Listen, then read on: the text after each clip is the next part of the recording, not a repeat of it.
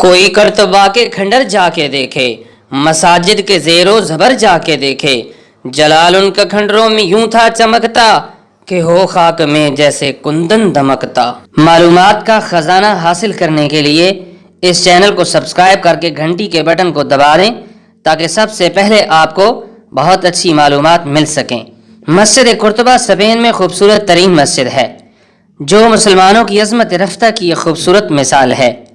جب مسلمانوں کی حکومت اسپین پر تھی، پورے یورپ میں مسلمانوں کا طوطی بولتا تھا۔ مسلمان کا نام سن کر کفر کے ایوان لرزہ بر اندام ہو جاتے تھے۔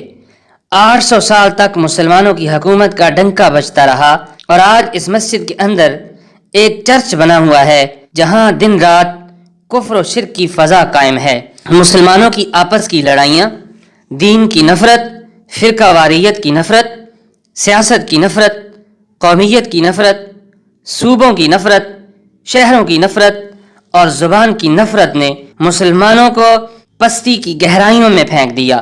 آج اس مسجد میں مسلمانوں کو ایک سجدے کی اجازت نہیں، اذان کی اجازت نہیں، نماز کی اجازت نہیں، درود و سلام کی اجازت نہیں، حالانکہ یہ وہ مسجد ہے جہاں یخشا بن یخشا اندلسی کے درس قرآن ہوا کرتے تھے۔ یہ وہ مسجد ہے جہاں علامہ قرطبی کی تفسیر پڑھی اور پڑھائی جاتی تھی۔ یہ وہ مسجد ہے جہاں ابن عرب کے تصوف کی تشریح کی جاتی تھی۔ یہ وہ مسجد ہے جہاں ابن حزم کے فقیہ نکات سے مسلمانوں کے قلب روشن کیے جاتے تھے۔ یہ وہ مسجد ہے جہاں بڑے بڑے مسلمان عالم بیٹھ کر رسول کائنات صلی اللہ علیہ وسلم کی دین کی تشریح کرتے تھے۔ یہ وہ مسجد ہے جہاں مسلمانوں کے عروج اور بلندی کی داستانیں سنی اور سنائی جاتی تھیں۔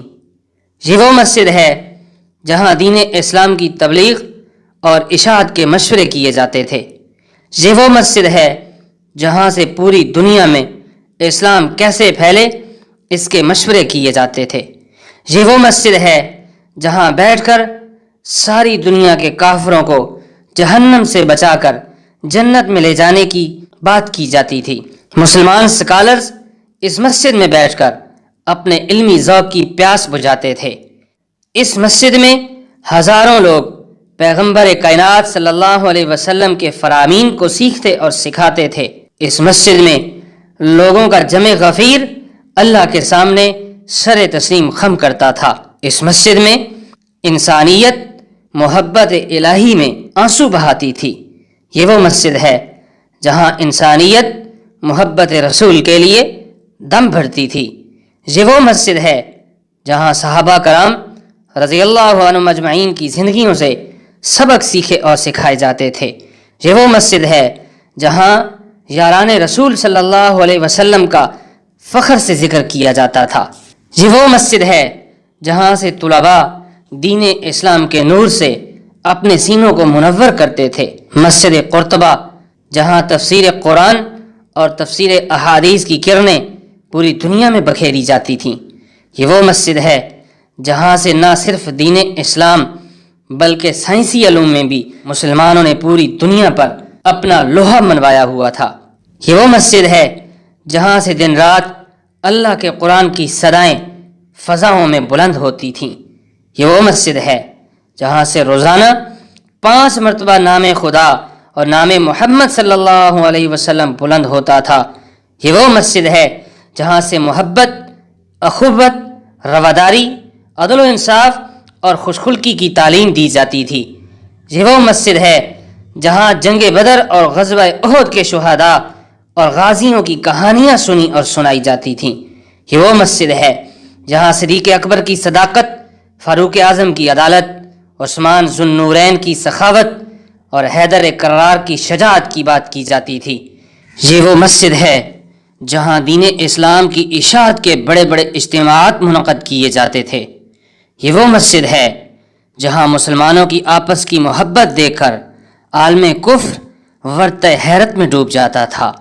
یہ وہ مسجد ہے جہاں سے گونجتی ہوئی اذانیں، تلاوت کے نغمے، درود و سلام کی صدائیں، ذکر و اذکار کی محفلیں، تشریح قرآن و حدیث کے مجمع خدا کی عظمت و وحدت اور رسول خدا کی جرت و ہیبت کا پتہ دیتی ہیں۔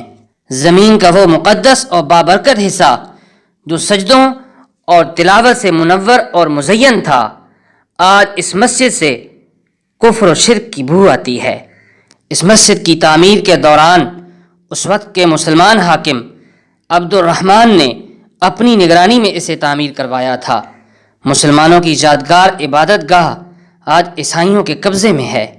یاد رکھیے گا، مسلمان کی دنیا میں دو ہی مقام ہیں، اگر اللہ اور اس کے رسول کا فرما بردار ہے تو ساری دنیا پر مسلمان کی حکومت ہے اور ساری دنیا مغلوب رہے گی، اور اگر مسلمان اللہ اور اس کے رسول کا نافرمان ہے تو ساری دنیا مسلمان پر حکومت کرے گی اور یہ ہمیشہ مغلوب رہے گا۔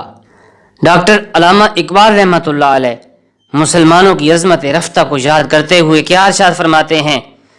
مغرب کی وادیوں میں گونجی اذاں ہماری، تھمتا نہ تھا کسی سے سیل رواں ہمارا، اے گلستان اندلس وہ دن ہے یاد تجھ کو جب تھا تیری ڈالیوں پر آشیاں ہمارا۔